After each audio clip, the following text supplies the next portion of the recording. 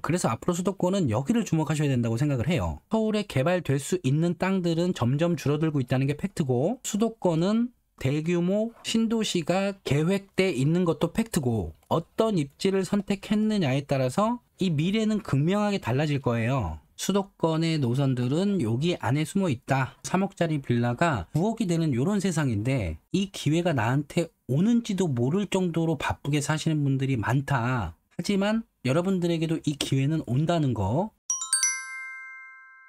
앞으로 10년 동안요, 대한민국의 수도 서울을요, 이렇게 개발을 하겠다는 서울시 2030 비전을 발표했는데요. 요건 대한민국 수도 서울의 개발 방향성을 제시해 주는 거고요. 중심인 서울이 움직이면 잘 아시겠지만 우리 수도권이 이렇게 따라가죠. 얘가 중심이기 때문에 따라갈 수밖에 없는데요. 따라서 서울이 변하면 주변의 수도권도 변하고요. 이건 전체적인 대한민국 부동산 시장에 영향을 주게 돼요. 그냥 지나치기에는 굉장히 중요한 내용이란 말씀이고요. 자, 그래서 오늘은 서울의 개발 방향성을 좀 알아보고요. 많이 말씀드렸지만 첫 번째로는 내 자산이 이 개발에 직접적으로 투입이 되는 게 가장 좋기 때문에 요걸 먼저 알아보시는 게 맞겠고요. 내가 자금이 조금 모자라다 그러면 요 수도권에서는 어느 지역을 선택하는 것이 앞으로 내 자금을 현명하게 지킬 수 있는 것인지, 이걸 어떻게 판단하고 어떻게 결정하고 어떻게 실행하느냐에 따라서 요게 달라질 수 있는 거고요. 대수롭지 않게 생각하고 부정적으로 생각하면서 아무것도 안 하시게 되면 아무것도 아닌 게 되겠지만, 내가 이걸 긍정적으로 판단하면서 내 자금을 어디에 투입시키냐에 따라서 요만했던 자금이 요렇게 될 수도 있는 굉장히 중요한 문제니까, 오늘은 이 영상을 꼭 끝까지 봐주셨으면 좋겠고요. 영상을 시청하시는 모든 분들이 이런 멋진 뷰를 가지고 있는 집에 거주하실 수 있기를 바라면서 시작할게요. 9월 15일에요. 현 서울시장께서는 서울비전 2030을 발표했어요. 2030년까지 신규주택 50만 호를 공급하겠다는 계획이 포함된 향후 10년간의 서울시의 청사진을 발표한 건데요. 다시 뛰는 공정도시 서울이라는 최상위 비전을 제시했고요. 이 비전을 실현하기 위해서 상생도시, 글로벌 선도도시, 안심도시, 미래감성도시, 이렇게 4가지 미래상을 정했고요. 이에 따른 16가지의 전략 목표와 많은 정책 과제들을 추진하겠다고 계획을 했는데, 그중에 핵심 과제가 이렇게 20가지가 되는 것 같아요. 먼저 알아두셔야 될 게, 이번 비전 발표는 앞으로 나올 서울시 2040 기본계획의 밑그림이 되는 예고편이라고 생각을 하시면 될 것 같고요. 제가 이전 영상에서 용산을 정리할 때도 말씀드렸었지만, 이 상위 계획들을 쫓아가는 도시 기본 계획이 있는데, 지금 우리 서울시의 도시기본 계획이 2014년도에 발표한 2030 서울 플랜인데요. 요걸 현 서울시장 체제에서 2040으로 이렇게 2040 서울 플랜으로 수립을 해서 발표를 할 거라고 말씀드렸었죠. 이렇게 서울시의 도시기본 계획인 서울 플랜이라는 거는요, 우리 서울의 장기 발전 방향을 제시하는 종합 계획이고요. 이렇게 많은 것들을 앞으로 어떻게 해 나가겠다라는 계획을 세우는 거예요. 여기서 도시의 공간 구조를 계획하게 되고요. 이거에 따라서 주택 공급은 어떻게 할 건지, 공원은 어떻게 질 건지, 기반 시설들은 어떻게 넣을 건지, 녹지는 어떻게 조성하고 경관은 어떻게 보존하거나 개선할 건지, 우리에게 너무나도 중요한 일자리들이죠. 이런 일자리들이 얼마나 많이 생기고 어디에 배치될 것인지, 이렇게 아주 중요한 것들을 계획을 하게 되는 거고요. 그래서 지난 영상에서 말씀드리길 2030 서울 플랜의 공간 구조는 3도심, 7광역 중심, 12지역 중심으로 이렇게 이루어져 있다고 말씀드렸었죠.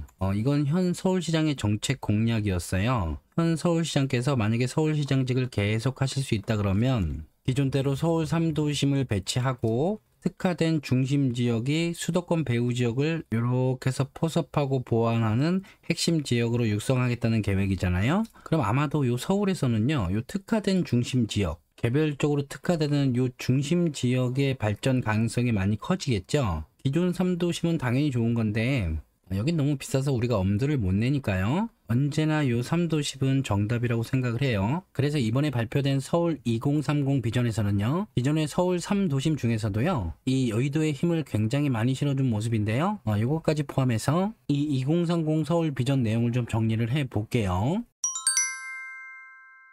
전체적인 내용을 보실 수 있는 자료는 제가 링크를 걸어 둘 테니까 시간 나실 때 꼭 한번 정독을 해 보셨으면 좋겠고요.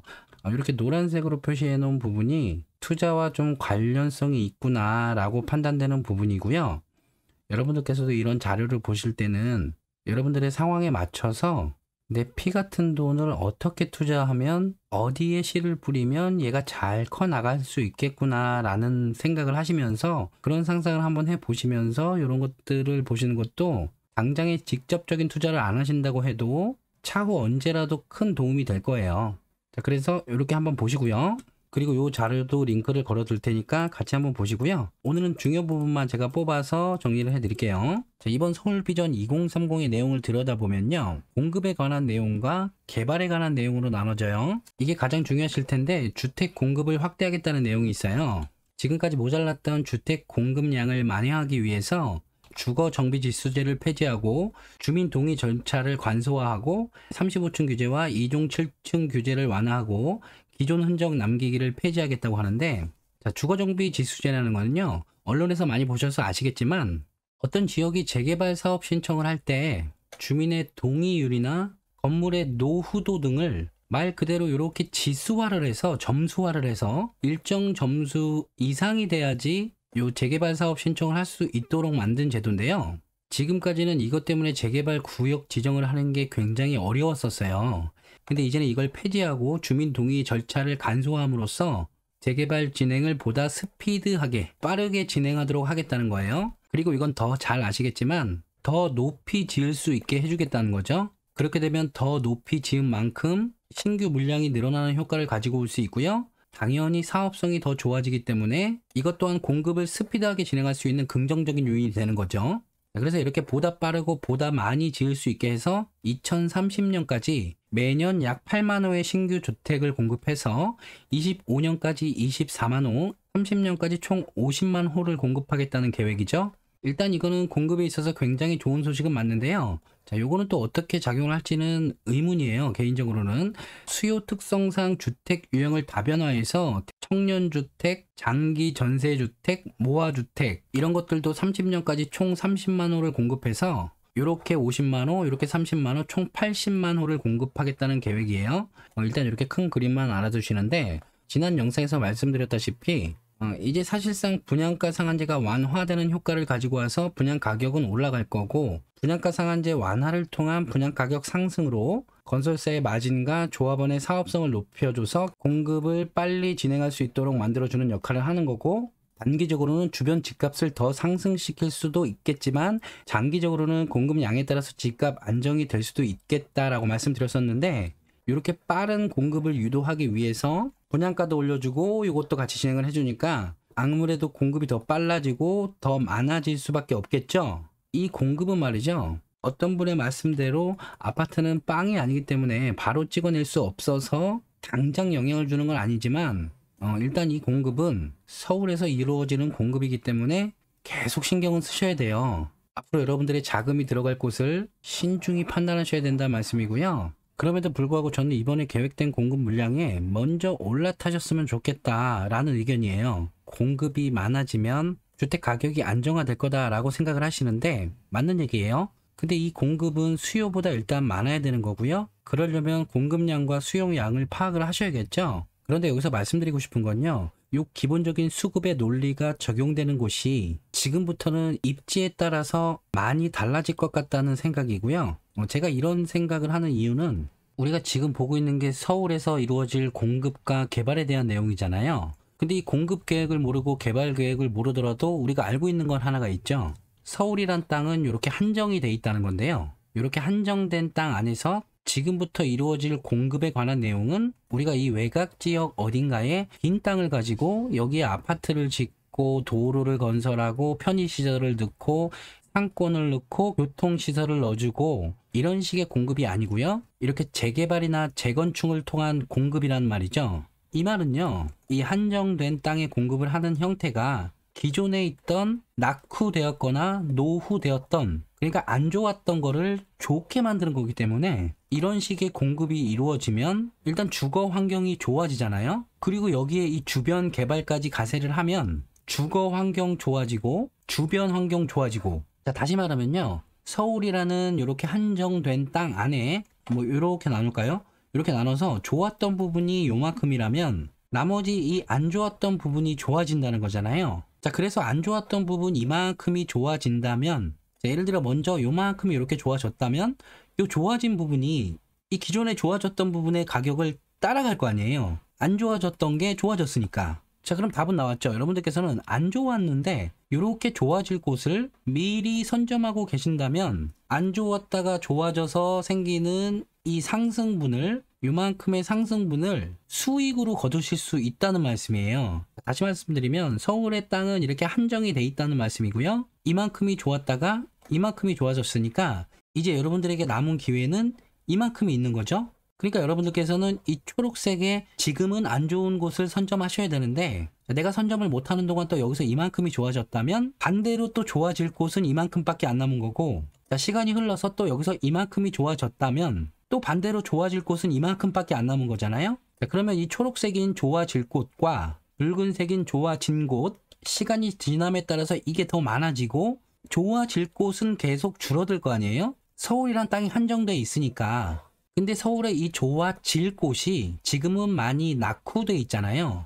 이 낙후돼 있는 곳, 여기를 2030년까지 총 50만 호를 공급하겠다는 거예요. 그것도 더 빨리 더 많이. 이걸 오세훈표 재개발이라고 명명해서요. 23일부터 후보지 25곳을 공모한다고 이미 발표를 했어요. 이게 많이 들어보셨을 서울시 스피드 주택 공급의 핵심으로 꼽히는 신속 통합 기획 민간 재개발인데, 이게 명칭이 요번에 이렇게 바뀌어가지고요. 이전에는 공공자가 붙다 보니까 관심이 조금 덜 하셨던 분들은 아, 이게 공공이구나 하고 쳐다보지도 않던 분들이 많으셨는데, 이렇게 쳐다보지 않는 분들이 많아지니까 서울에서 신속통합기획이라는 새로운 명칭을 적용했고요. 이거는 민간 재개발이에요. 그래서 얘네들이 신속통합기획 참여를 추진하는 사업지라는 건데요. 앞서서 말씀드렸다시피 서울은 한정돼 있고요. 지금까지 개발된 좋은 지역들이 이만큼이라면 앞으로 좋아질 곳들이 이만큼이 남아있잖아요. 그 중에 일부분이 요만큼인 거고, 여기가 또 요만큼이 좋아지면 요만큼이 남게 되는 거고, 이 남게 되는 지역이 줄어들수록 좋아질 곳들이 줄어드니까, 원래는 좋아질 곳들이 요만큼이었는데 좋아질 곳들이 요만큼으로 줄어들수록 얘는 그냥 재개발을 하고 안 하고를 떠나서 가격이 올라갈 거라는 거예요. 근데 이렇게 재개발될 곳이 어딘지를 내가 지금 알 수가 없잖아. 아니면 알더라도 한남 1구역, 이태원도 이렇게 비싼 데를 어떻게 들어가란 말이야? 라고 생각을 하시겠죠? 당연히 투자는요, 미래성이 가장 좋은 곳에 들어가는 게 가장 좋아요. 근데 이렇게 미래성이 좋은 곳은 이 미래 가치가 이미 반영돼 있을 확률이 크다는 거죠.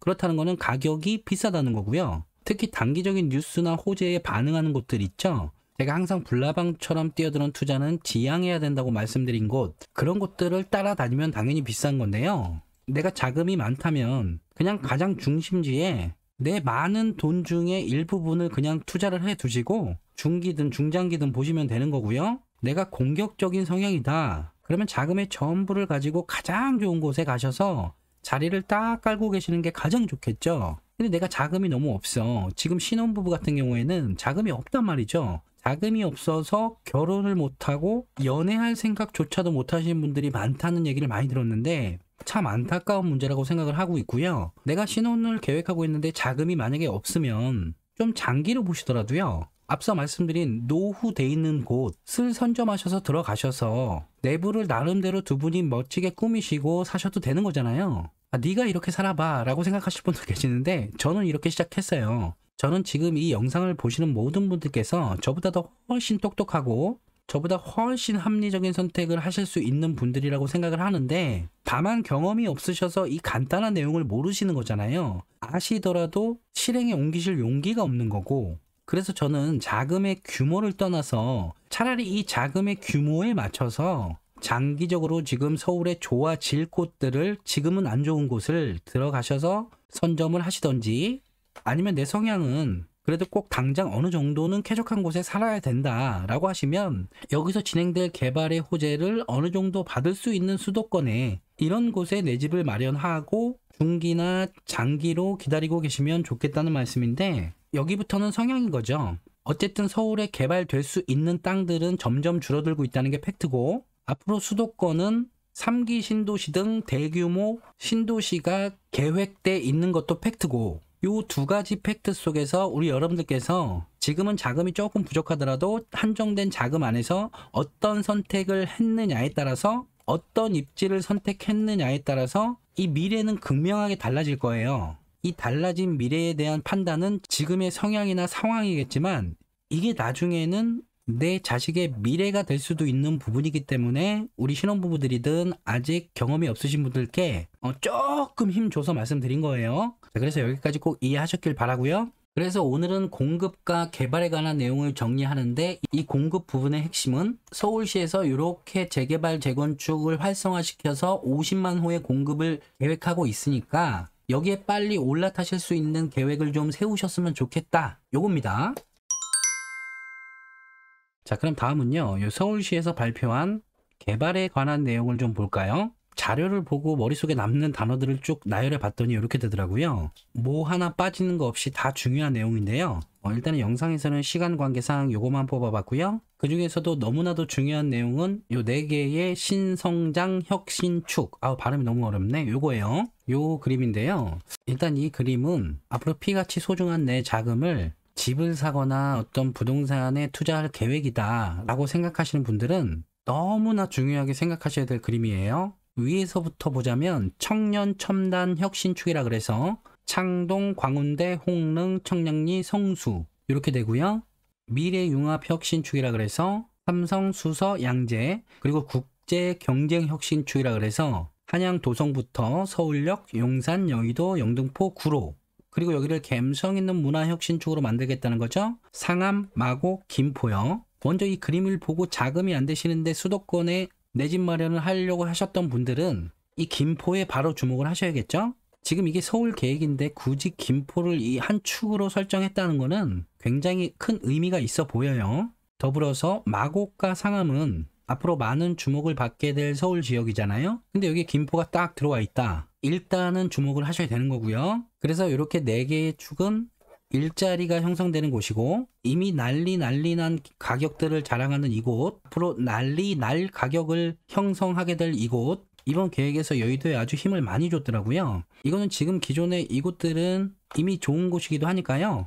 여기를 굳이 더 자극시키지 않겠다, 뭐 이런 생각이 내포되어 있는 것도 같고요. 여기 뭐 다 당연하겠지만 여기 4개로 설정되어 있는 축들은 서울시의 방향이 앞으로 요런 일자리를 요렇게 배치를 하겠다, 이렇게 생각하시면 될 것 같아요. 자, 여기서 추가로 볼게요. 한강과 지천 르네상스예요. 서울의 모든 수변 공간을 새로운 활력 거점으로 만들겠다는 건데요. 현재 죽어있는 공간을 살아있는 공간으로 바꾸겠다는 거죠. 그래서 하천별 특성을 고려해서 도시 공간을 구축해 나가겠다는 건데요. 가장 큰 한강부터 지천, 소화천, 실개천 이런 식으로 도시 공간을 구축해 나갈 계획이라는 거예요. 이렇게 서울의 지리적으로 중심을 한강이 가로지르고 있죠. 이 한강은 이미 한강 르네상스라는 계획이 있었고요. 지천 르네상스가 계획대로 진행이 된다면 일단 한강부터 시작해서 서울의 4대 지천으로 지칭된 곳이 있는데 홍제천, 안양천, 중랑천, 탄천이에요. 이렇게 4개의 천이 만나는 곳 중에서 오픈된 공간이 넓은 곳부터 시작해서 개발이 아마 되겠죠. 그래서 일단 계획은 서울의 모든 수변 공간이라고는 해요. 이건 서울 2030 도시기본계획에서 가지고 온 그림인데요. 이렇게 4대 지천과 중간에 한강과 이렇게 큰 녹지축들과 도로가 만나는 곳들, 이런 곳들을 주목해 보시면 좋을 것 같고요. 지금 우리 집이 이런 곳에 있다면 앞으로의 계획을 설정하실 때 이걸 또 알고 설정하시는 거랑은 또 다르니까 알아두시면 좋겠죠. 그래서 이 그림에다가요, 이 축을 같이 보시고요. 창동, 광운대, 홍릉, 청량리, 성수 혁신축이 있는데 여기 이 중랑천과 또 연결이 되잖아요. 이렇게. 그리고 삼성, 수서, 양재는 이렇게 탄천과 연관이 있겠죠. 그리고 여의도부터 구로까지는 안양천과 연관이 있겠고, 그 위 가재울부터 상암까지는 홍제천과 연관이 있겠고, 지금 여러분들께서 거주하고 계신 지역은 더 잘 아실 테니까 요거 연관을 지어 보시고, 요 천 중에서도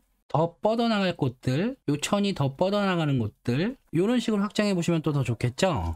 이건 아주 오래된 연구 자료인데요. 자, 지금 여러분들께서 살고 계신 지역이나 앞으로 관심 가지실 지역들과 한번 접목해 보시고요. 자, 이런 건 이제 방향성이라는 거니까 내가 서울에 거주할 집을 구한다 그러면 아무래도 이 축 안에서 자금 상황에 따라서 축의 중심들과 가까운 곳을 이렇게 관심 가지셨으면 좋겠다는 말씀이에요. 그리고 너무나도 당연한 거겠지만 4대 축은 일자리이기 때문에 이 일자리는요, 교통을 통해서 수도권의 어느 지역과 연결이 될 거예요. 여기 일자리도 마찬가지로 수도권의 어느 지역과 연결이 될 텐데요. 요즘에 너무 GTX 얘기해서 지난 영상에서는 GTX를 빼고 말씀드렸었는데 이 축에서는 어쩔 수 없이 GTX를 또 한 번은 또 언급을 해 드려야 돼요. 일자리이기 때문에 가장 빠르고 편하게 도달할 수 있는 수단이 GTX잖아요. 그래서 여기에 GTX 노선까지 연결해서 봐야겠죠? 이렇게요. GTX 역사는 한정되어 있으니까 여기서 중심은 삼성이라고 보고 있고요. 앞으로는 용산과 여의도, 좀 더 확장하면 영등포, 서울역, 수서, 양재, 강남권, 그리고 일자리로 종로권은 뺄 수가 없다고 생각하고요. 자, 그러면 수도권이라고 하면 요 붉은색 지역과 연결되는 곳, 그곳들이 여러분들께서 우선적으로 보셔야 될 곳이 되겠고요. 여기에 더불어서 지금 이 다른 축들을 같이 터치할 수 있는 노선들이라 그러면 가장 베스트겠고요. 여기나 자금 사정이 좀 안 되신다 그러면 이 4개의 축에 어디라도 한 군데는 터치하는 곳이 좋겠죠. 결론은 GTX 노선도에서 중심이 되는 업무지구들은 당연하고요. 앞으로 서울시의 4대 신성장 혁신축이 될 요 축들과는 연결이 돼 있는 곳을 보셔야 된다는 말씀입니다. 근데 여기서도 마찬가지겠지만요. GTX 좋은 건 우리가 다 알잖아요. 수도권이라면 GTX 역사권으로 들어가시는 게 맞다고 저도 보고 있는데요. 자금이 좀 부족하실 경우에는 우리 GTX 역사권에다가 추가로 이 환승센터에 같이 주목을 해 주셔야 돼요. 21년 8월 30일에 제3차 환승센터 및 복합환승센터 구축 기본계획을 고시했는데요. 핵심만 보면 요래요. 환승역들도 이렇게 GTX를 끼고 있는 곳 A, B, C 여기는 다 GTX 노선을 끼고 있는 곳이겠죠. 근데 여기 기타 사업이라고 아무래도 수도권 역세권 중에서는 우리 GTX 역사 다음으로 주목받는 곳이 될 개연성이 크겠고요. 위에부터 보면 강일, 구리, 병점, 복정, 아주대 삼거리, 초지, 걸포 북변, 거맘, 김포공항, 사당, 인덕원, 평택, 지제역 이렇게 환승센터나 복합환승센터가 있는데 중심과 중심을 연결해주는 요 중심의 중심으로 인구를 편하고 빠르게 이동시켜 줄 수 있는 수단이 합쳐지는 곳, 이곳이 환승센터고 그 환승센터 중에 GTX를 제외한 역사들이 요거죠. 요 GTX 노선이 미래지만 아주 먼 미래가 되겠지만 연장이 되거나 중간에 추가가 될 수 있는 역사가 될 가능성이 큰 곳이 있겠죠. 예를 들면 GTX가 수원에서 병점까지 연결된다. 뭐 예를 들면 동탄에서 지제까지 연결이 된다. 우리가 이런 얘기를 하면 콧방 끼거나 비웃는 댓글들이 많아지죠. 그럼에도 불구하고 우리는 자금의 효율성들을 위해서 이렇게 환승이 가능한 역사들은 주목을 해 두고 계셔야 될 필요성이 있는데 이건 2010년도에 GTX 타당성 조사 당시 노선도를 제가 가지고 온 건데요. 그리고 요거는 현재의 노선도. 예컨대 여기 A 노선에서 보면 킨텍스가 마지막이었는데 운정이 추가됐죠. B 노선은 청량리가 마지막이었는데 이렇게 마석까지 추가가 됐고요. C 노선은 수원, 그리고 사실상 확정된 몇 개의 역사가 또 있죠. 자, 어쨌든 이렇게 끝날 때까지 끝나지 않은 새로운 역사들이 생길 수도 있는 건데 그럴 때 가장 먼저 후보지에 둘 수 있는 곳들이 이런 것들이 아닐까라는 기대감에 주목해 볼 수도 있겠고요. 그게 아니더라도 환승센터이기 때문에 결국 어떤 교통수단과 교통수단을 연결해주는 허브 역할을 함으로써 사람을 유입시키는 이렇게 주택 가격에는 긍정적인 효과를 가지고 오니까 앞으로 서울의 그 4대 축을 따라갈 수도권의 노선들은 여기 안에 숨어 있다. 이렇게 보고 있어요. 지금 여기서도 보시면 GTX는 2010년도에도 우리 눈에는 보이지 않았지만 계획은 진행되고 있었어요. 제가 지금 영상에서 말씀드리고 싶은 부분도 계획은 계획대로 진행된다. 요걸 좀 말씀드리고 싶은 건데요. 2010년도에도 계획하고 있던 GTX는 지금 2021년도 거의 10년 정도인가요? 10년 후에 다른 주택 가격들의 상승 요인과 맞물린 탓도 있겠지만 어쨌든 오래전의 계획들은 이게 언젠가는 관심을 받게 되고 관심을 받으면 그때부터 부동산의 수익은 올라가는 건데요. 그래서 조급해하지 마시고 이렇게 중장기적으로 계획을 세우시면 된다고 말씀을 드리는 거예요. 21년 9월 17일 기사인데요. 현대차는 세계 65개 도시에 UAM을 띄운다. 28년부터 상용화할 것이라고 밝혔는데요. 현대그룹 홈페이지에 들어가 보셨는지 모르겠지만 들어가시면 이런 그림을 볼 수가 있어요. 도로에는 자동주행차, 수소차 이런 것들이 다니고요. 공중에는 이런 것들이 날아다니는 날들이 온다는 건데, 아무튼 이런 것들이 하늘에 날아다니고 도로에서는 이런 신교통수단들이 다니는데, 이렇게 하늘과 지상의 연결 거점이 되는 허브가 이게 그냥 환승센터인 거죠.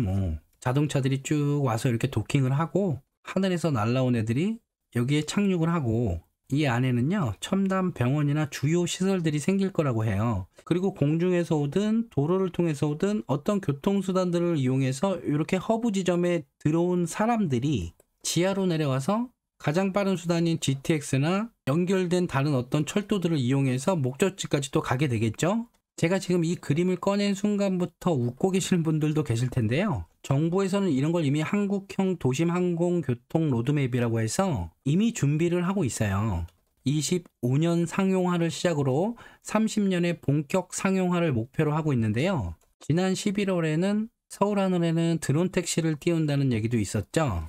30년부터 성장기에는 이 노선들을 확대해서 도심의 중심 거점, 그리고 35년 이후에는 보편화되고 호출형 서비스까지, 지금은 너무 재밌는 이야기겠지만 이렇게 준비를 하고 있다는 게 중요한 거고요. 자, 다시 한번 보자면 2010년도에 이렇게 준비하고 있던 것들이 2021년도인 지금 이렇게 화자되고 있죠. 개발 계획이라는 게 이런 거예요. 그래서 이번에 발표한 환승센터 구축 기본 계획을 보면요. 기본 방향이 이렇죠. 미래 교통수단 발전에 따른 미래상에 부합하도록 중장기 추진 전략을 수립. 이렇게 주요 과제를 보면요. 자율차 및 UAM의 상용화에 맞춰 모델 개발 및 기준 정비. 그러니까 이미 미래의 신교통수단의 환승 요건을 이미 준비하고 계획하고 있다는 거잖아요. 자, 그럼 우리가 생각의 확장을 한번 해보면요.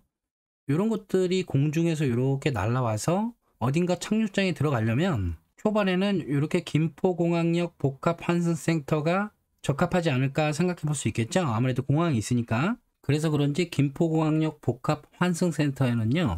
이미 도심항공교통 UAM 이착륙장이 계획돼 있어요. 여기서 얘가 뜨거나 착륙하거나 하는 거죠. 얘가 여기서 만약에 뜬다 그러면 어디에서 착륙하는 게 가장 얘의 효용성이 클까요? 아무래도 도심권에서는 강남 쪽이 되겠고, 도로가 워낙 막히니까요. 비도심권에서는 세종을 갈 일이 많겠죠. 세종은 청주공항과 연결이 될 거고, 청주공항과 김포공항과 이렇게 또 연결이 될 거고, 그럼 김포공항은 여러 면에서 가치가 높은 환승센터가 될 가능성이 크겠고, 이런 생각을 많이 해보는데, 이게 웃으시는 분들도 계시겠지만 웃을 일만은 아닌 게요.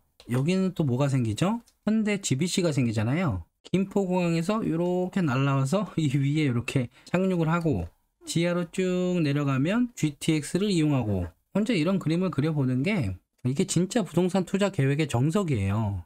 지금 제가 말씀드리는 내용이 웃음거리가 되신다 그러면 너무 단기적으로만 보시는 경향이 있는 거고, 아무튼 말씀을 드리다가 얘기가 산으로 왔는데 계획은 이렇게 세우셔야 된다. 자, 그리고 이번 발표에서 서울시에서 힘을 줬던 여의도, 서울을 세계 5위의 경쟁력을 갖춘 도시로 만들겠다는 건데요.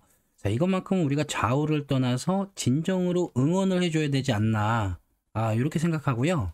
자료에 따르면요, 지금 서울의 글로벌 도시 경쟁력이 2010년 10위에서 42위까지 하락을 했나 봐요. 현재는 17위에서 30년까지 이걸 5위로 끌어올리겠다는 건데요. 세계 5대 금융도시, 문화도시, 관광도시, R&D도시, 창업도시로 만들겠다는 거고요. 그 중에 이 금융도시가 여의도가 되는 거죠. 지금도 대한민국의 금융은 여의도인데 이걸 쭉 끌어올리겠다고 하니까 이건 우리가 무조건 응원해 줘야 되는 거죠.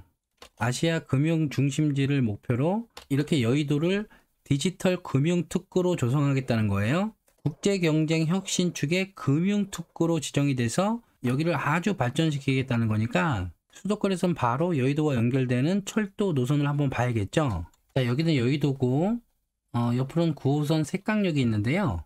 여의도에는 지금 5호선과 9호선이 지나가는데요. GTX B노선이 예정돼 있고 신안산선과 신림선이 들어올 예정이에요. 신림선은 색강역, 신안산선은 여의도요. 그리고 김포에서 이렇게 GTX D 노선이 계획돼 있죠. 자, 그래서 지도에서 보면 여기가 여의도잖아요. 5호선이 지나가고 9호선이 지나가고 신림선이 들어오고 신안산선이 들어오고, 오늘 영상 내용만 봐도 이쪽으로 안양촌이 지나가고 한강이 있고 뭔가 많이 맞아떨어지죠. 이쪽에는 마곡지구, 위쪽으로는 상암지구, 여기는 용산, 여기는 강남, 공덕도 빠질 수가 없고요. 자, 그래서 여기들을 좀 들어가 보면 서울에서는 신림선으로 이렇게 밑으로 요 라인으로 이렇게 신림역까지, 그리고 이쪽으로 지나가면 또 연결되는 게 내용이 길어질 것 같아서 영상선 제외했는데, 이 캠퍼스타운 밸리라는 걸로 조성을 한대요. 이게 아무래도 캠퍼스타운이라는 거는 신림 쪽에서는 관악 쪽이 아닐까 생각을 해봤고요. 그렇다 그러면 또 결국은 이렇게 연결이 되는 거겠죠. 이건 그냥 생각이에요. 그리고 수도권에서는 당연히 이 신안산선에 주목을 해야겠는데요. 신안산선은요, 1차로는 여의도까지 계획되어 있는데 2차로는 이렇게 공덕역을 찍고 위쪽으로 서울역까지 계획을 하고 있어요. 자, 그래서 여의도를 갈 수 있는 신안산선은 여의도부터 이렇게 따라 내려오는 건데, 이렇게 내려오다 광명에서 이렇게 두 갈래로 나눠지게 돼요. 그래서 이쪽으로 가면 이렇게 쭉 들어와서 시흥시청부터 이렇게 내려오는 거고, 이렇게 와서, 그래서 이쪽부터 보면 이렇게 내려와서 초지, 내려와서 지금은 안산시에서 국제테마파크부터 향남까지 이렇게 연결해 달라고 건의를 해둔 상태고요. 따라서 우리는 지금 미래를 보고 있는 거니까 자금 계획에 맞춰서 향남까지도 고려해 보실 만도. 그리고 이쪽으로 내려오면 목감이 있고요. 안산을 지나서 한양대까지. 그래서 이렇게 보면 안산, 시흥, 그리고 인천까지, 여기는 월판선까지 생기니까요. 여기가 지금 수요들이 몰리는 이유가 괜히 있는 게 아니죠. 그래서 여기 입지 가치는 앞으로도 더 좋아지는 거예요. 월판선과 함께 같이 보셔도 좋을 것 같고요. 광명을 기준으로 자금에 따라서 보시면 좋을 것 같은데, 지역별로는 나중에 기회가 되면 제가 한번 다시 정리를 해 드릴게요. 오늘은 큰 그림만. 그리고 빠질 수 없는 게 GTX D 노선일 텐데요. GTX D 노선은 김포 장기에서 출발해서 검단과 계양을 찍고 이렇게 들어와서 여의도를 찍고 용산까지 들어오게 되잖아요. 이렇게 되면 마곡과의 접근성도 좋아지면서 주요 업무 지구와 접근성이 굉장히 좋아지는 거기 때문에 많이 말씀드렸지만 이쪽 입지는 지금보다 훨씬 더 좋아질 수밖에 없다고 생각하고 있습니다.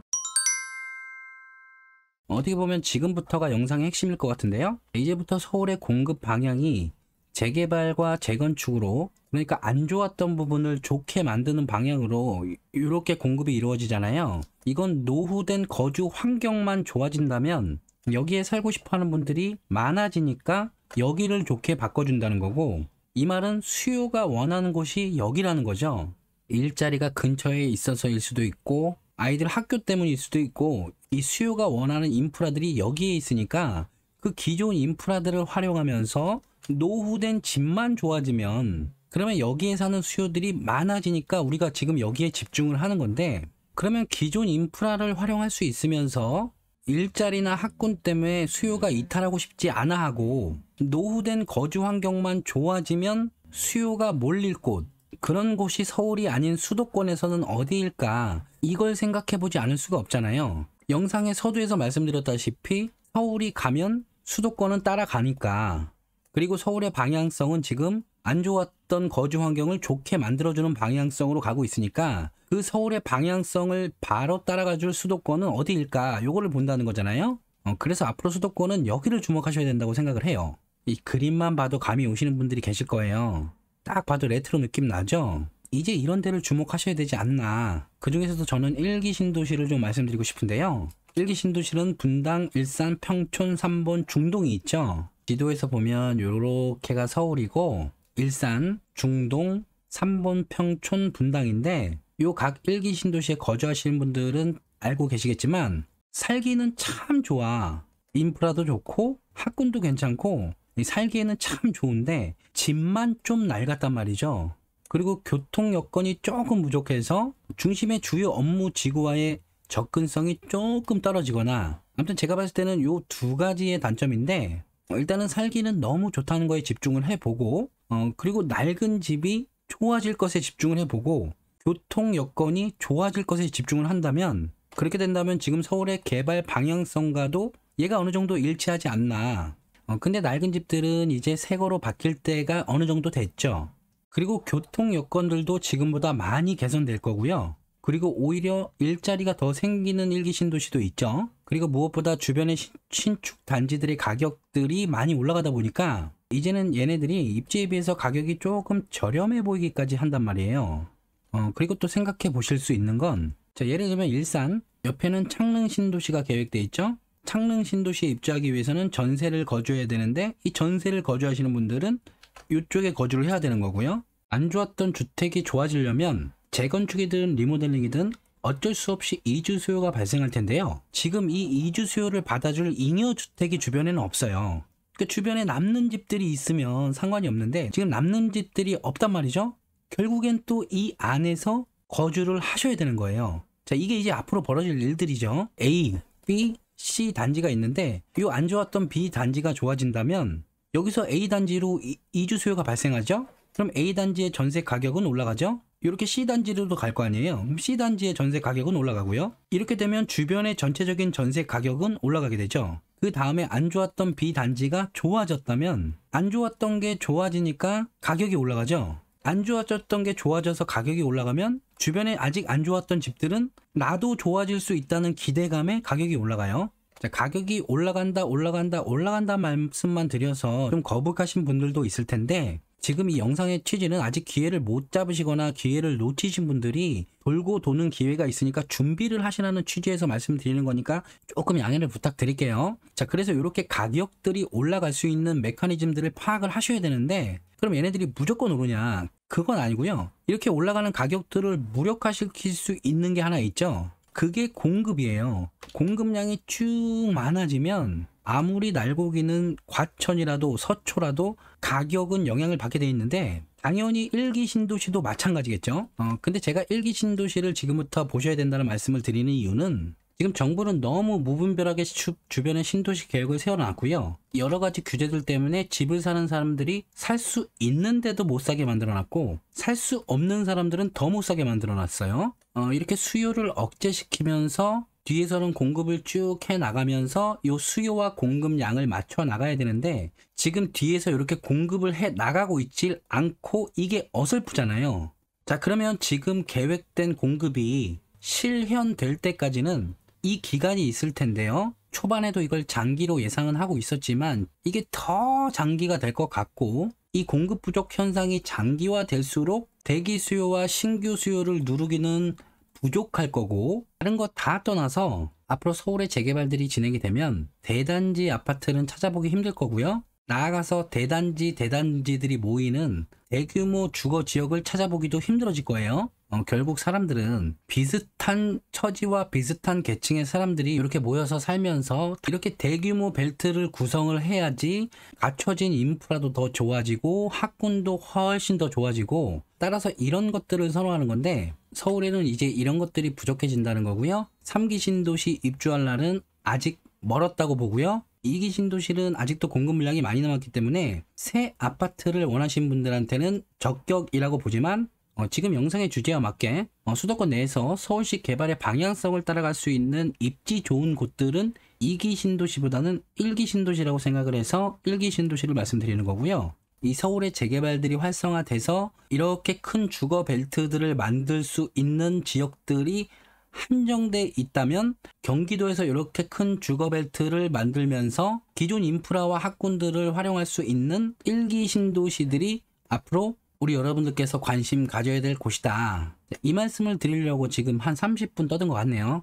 지금 서울에서도 지금까지는 소외받았던 상계, 중계, 월계, 창동, 번동 안 좋았던 게 좋아지는 거고 서울시 개발 계획으로 주변 환경까지 더 좋아지는 거고 이미 좋아져서 주목을 받는 게 아니고 좋아질 거기 때문에 주목을 받는 거고 이렇게 좋아질 곳들 중에서 대규모 벨트를 구성할 수 있는 곳들은 이런 곳이고 이런 맥락으로 접근을 해보시면 좋을 것 같아요. 자, 그래서 오늘 말씀드리고 싶었던 내용은 계획은 계획대로 되는 거고 세상은 돌고 돌기 때문에 기회는 누구라도 가질 수 있다. 이걸 말씀드리고 싶은데 기회를 잡을 준비가 안 돼 있으신 분들은 이 기회가 나한테 왔는데도 기회인지를 모르세요. 5천짜리 빌라가 1억이 되고 1억짜리 빌라가 3억이 되고 3억짜리 빌라가 재개발 이슈가 나오면 9억이 되는 이런 세상인데 정작 지금 이 3억에 거주하시는 분들은 이 기회가 나한테 오는지도 모를 정도로 바쁘게 사시는 분들이 많다. 하지만 여러분들에게도 이 기회는 온다는 거. 자, 그리고 이걸 백날 공부만 해서는 안 된다는 거. 고민만 해서도 안 된다는 거. 결정을 하셔야 되고 이 결정을 실행으로 옮기셔야 이 기회가 내 것이 된다는 거예요. 자, 지금까지 이렇게 길었던 영상을 끝까지 보셨던 분들이라면 감히 판단하건대 이 기회를 잡으실 준비가 돼 있어요. 부족하지만 장황했던 이번 영상을 토대로 본인에게 맞는 쪽으로 조금 더 깊게 알아보시고요. 당장 결정을 못 하시더라도 좋아요. 당장 결정을 못 하신 분들께서는 놓쳐보셔야 이 놓쳐보시는 것도 경험이라는 걸 알게 되시고요. 이 경험은요, 다음번 결정과 실행에 반드시 크게 작용을 할 거예요. 자, 이런 것들을 꼭 쌓아 나가셔서 자, 우리 여러분들께서도 부자 되시길 바라면서 이번 영상 마칠게요. 지금까지 여러분들의 직업전화 함께 드리는 지메달이었습니다.